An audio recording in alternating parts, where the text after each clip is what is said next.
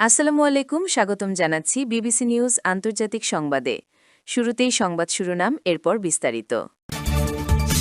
যুক্তরাষ্ট্র ও ইরানের মধ্যে ফের বৈঠকের প্রস্তাব দিল পাকিস্তান। খালি হাতেই মধ্যপ্রাচ্য ছাড়তে হবে যুক্তরাষ্ট্র ইসরায়েলকে। পারমাণবিক কার্যক্রম নিয়ে যুক্তরাষ্ট্রকে যে পাল্টা প্রস্তাব দেয় ইরান।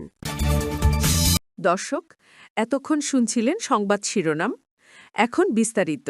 আপনি যদি ইসরায়েলের ধ্বংস চান এবং মুসলিমদের পাশে থাকেন, তাহলে ভিডিওতে লাইক করে চ্যানেলটি অবশ্যই সাবস্ক্রাইব করে দিবেন এবং আপনার মূল্যবান মতামত অবশ্যই কমেন্টে লিখে জানিয়ে দিবেন। এখন বিস্তারিত। যুক্তরাষ্ট্র ও ইরানের মধ্যে ফের বৈঠকের প্রস্তাব দিল পাকিস্তান। যুক্তরাষ্ট্র ও ইরানের মধ্যে দ্বিতীয় দফা আলোচনার জন্য নতুন একটি প্রস্তাব দিয়েছে পাকিস্তান। আগামী কয়েকদিনের মধ্যে এবং 2 সপ্তাহের চলমান যুদ্ধবিরতি শেষ হওয়ার আগেই এ বৈঠক আয়োজনের প্রস্তাব দেওয়া হয়েছে। পাকিস্তানের 2 কর্মকর্তা এ তথ্য জানিয়েছেন। নাম প্রকাশ না করার শর্তে ওই 2 কর্মকর্তা বলেন, ইসলামাবাদে এই বৈঠক হওয়ার সম্ভাবনা থাকলেও তা নির্ভর করছে সংশ্লিষ্ট দেশগুলোর ওপর। তারা যদি অন্য কোনো স্থানে বসার অনুরোধ জানায়, তবে স্থান পরিবর্তন হতে পারে। গণমাধ্যমের সঙ্গে কথা বলার অনুমতি না থাকায় তারা নাম প্রকাশ করেননি। এক কর্মকর্তা জানিয়েছেন, প্রথম দফার আলোচনা থেকে কোনো চূড়ান্ত চুক্তি আসেনি। তবে এটি কোনো বিচ্ছিন্ন উদ্যোগ নয়, বরং চলমান কূটনৈতিক প্রক্রিয়ার একটি অংশ। ইরানের পররাষ্ট্র মন্ত্রণালয়ের মুখপাত্র ইসমাইল বাঘাই রোববার 12 এপ্রিল যুক্তরাষ্ট্রের সঙ্গে কূটনৈতিক উপায়ে আলোচনা চালিয়ে যাওয়ার ইঙ্গিত দিয়েছেন। তিনি বলেছেন, কূটনীতি কখনোই শেষ হয়ে যায় না। তার এই বক্তব্য ইঙ্গিত দিচ্ছে, বর্তমান সংকট নিরসনে তেহরান এখনও আলোচনার টেবিলে থাকার পক্ষে। যদিও যুক্তরাষ্ট্রের পক্ষ থেকে আলোচনার বিষয়ে কোনো ইঙ্গিত পাওয়া যায়নি। 5 সপ্তাহের রক্তক্ষয়ী সংঘাতের পর গত মঙ্গলবার 7 এপ্রিল পাকিস্তানের মধ্যস্থতায় 2 সপ্তাহের অস্থায়ী যুদ্ধবিরতি চুক্তিতে সম্মত হয় যুক্তরাষ্ট্র ও ইরান। এরপর চলমান সংঘাতের অবসানে পাকিস্তানের ইসলামাবাদে যুক্তরাষ্ট্র ও ইরানের মধ্যে ঐতিহাসিক বৈঠকের আয়োজন করা হয়। শনিবার 11 এপ্রিল এই আলোচনা শুরু হয়। প্রায় 21 ঘণ্টার আলোচনা শেষ হয় রোববার 12 এপ্রিল সকালে। যুক্তরাষ্ট্র ও ইরানের মধ্যকার আলোচনা কার্যত ব্যর্থ হয়েছে। খালি হাতেই মধ্যপ্রাচ্য ছাড়তে হবে যুক্তরাষ্ট্র ইসরায়েলকে। ইসরায়েলীয় কুদস প্রধান ব্রিগেডিয়ার জেনারেল ইসমাইল কানি বলেছেন, যুক্তরাষ্ট্র ও ইসরায়েল কোনো ধরনের অর্জন ছাড়াই মধ্যপ্রাচ্য অঞ্চল ত্যাগ করবে। এক সামাজিক যোগাযোগ মাধ্যম পোস্টে তিনি আরও বলেন, মানবতার শত্রুদের প্রতিরোধ করতে সমন্বিত ফ্রন্ট পুরো অঞ্চলে শক্তিশালী ও কার্যকর অবস্থান বজায় রাখে অপেক্ষা করছে। ইসমাইল কানি ওই পোস্টে বলেন, যুক্তরাষ্ট্র ও ইসরায়েলি শাসন ব্যবস্থা যেন মনে রাখে তারা কিভাবে ইয়েমেন, বাবেল মানদেব ও লোহিত সাগর থেকে খালি হাতে ফিরে গিয়েছিল। এবারও তারা কোনো অর্জন ছাড়াই অঞ্চল ত্যাগ করবে।